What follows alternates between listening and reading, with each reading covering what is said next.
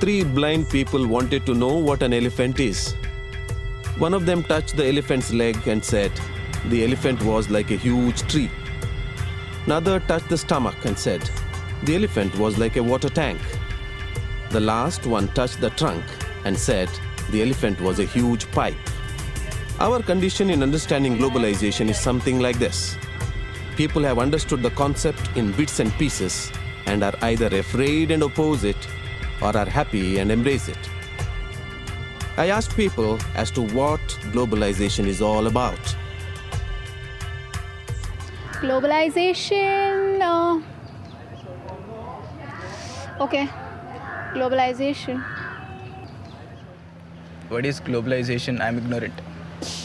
I am really ignorant about this globalization. Globalization is being a part of the whole globe. Not only a part of a city or a country, but being a part of the globe is globalization, and that is the latest trend.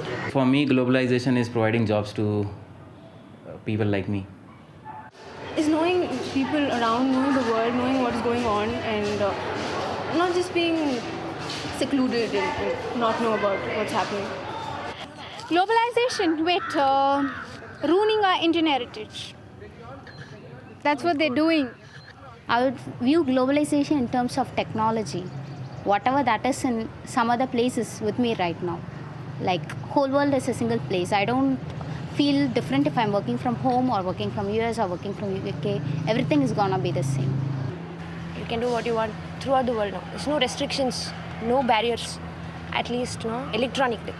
You want to talk to someone anywhere in the world and you actually do. That's globalization.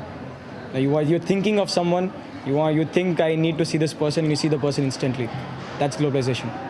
It's about a lifestyle of convenience and luxury, more than just, basic needs or comfort or trying to do things for just, easy living.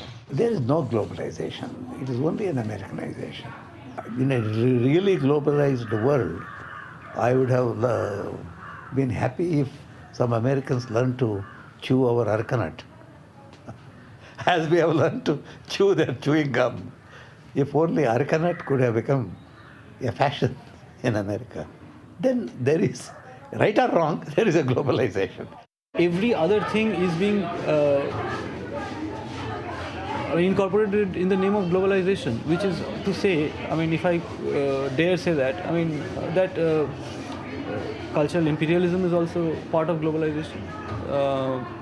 One can actually stop some country from actually following their own traditional practices and everything, and then can totally export everything to that country and call it globalization. That would be also globalization. So, but this hasn't, I think this has happened in some way or the other from the very beginning of human history.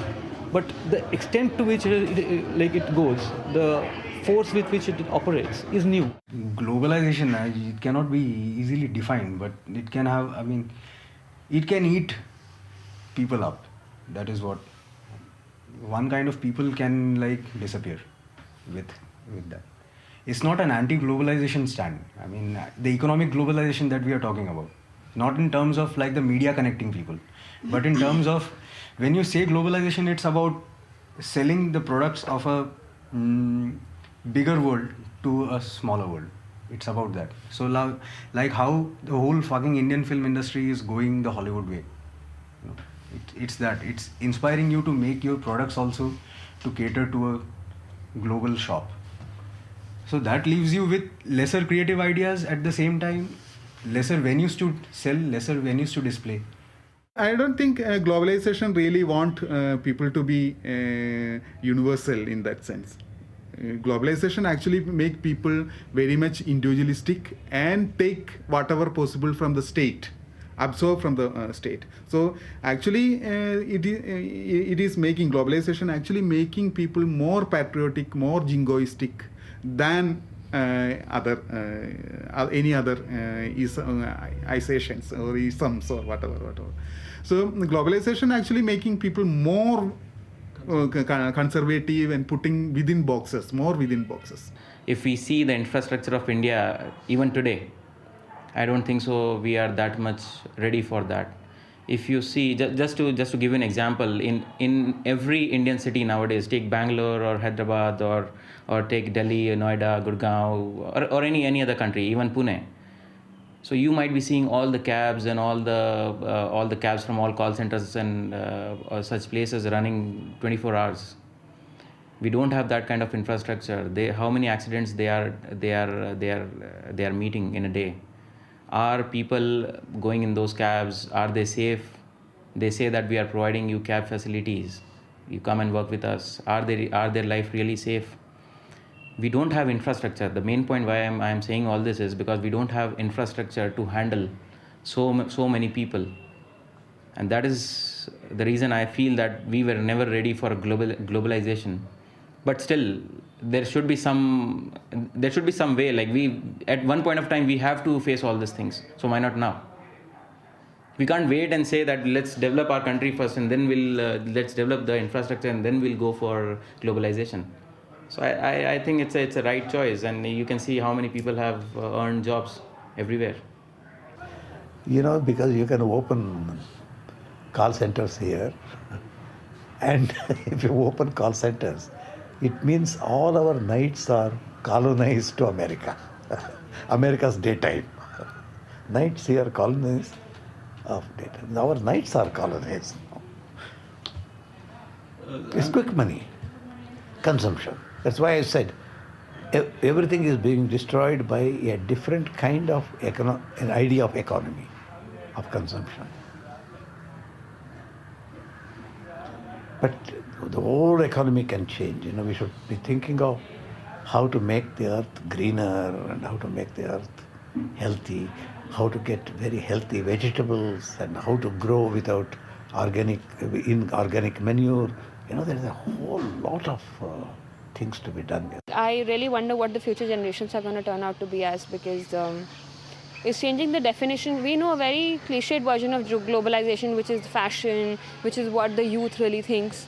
But actually globalization is not just restricted to this particular age group, but a lot many. So for me, globalization as of now, I think our generation can really handle it well, because we're a very balanced lot of people, in the sense we've inherited traditions as well from our families, but yet we have a very broadened outlook towards life through what the culture is as of now.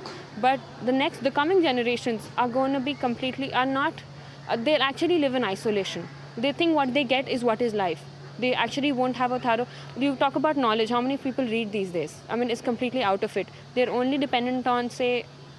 It's just the net for them. For most of the youngsters, nobody's reading, nobody's doing anything constructive. So, for our generation, I think it's really meaningful, and we're able to balance it out. We're not misusing it as much as the future generations could. The essence of exchange, cultural exchange, transnational, transcultural exchanges have always been in the world. I mean, there has been no time when it was not there. Because the question of societies, exchanging thoughts, ideas, objects, whatever, people migrating over the whole. What is the world basically? If you look at the world, I think the atlas was made because people moved from one place to another. I mean, that's how it came into being. So it has always been around. I mean, art and culture has thrived on that. Economy has thrived on that. Globalization, in a very different sense. The way it has entered common parlance today is, it's part of today's linguistics and today's world politics than any other. And it has assumed a new dimension by virtue of that. But it has always been there. Was it always there? Then, why such a hue and cry about it now? But globalization has surely a significant impact on Indian youth. They are concerned about it. But some are able to get a larger picture and face it. And some others are just happy living today and don't worry about tomorrow. Indian youth seem to be doing well and heading towards a better tomorrow, even in the midst of the confused perceptions.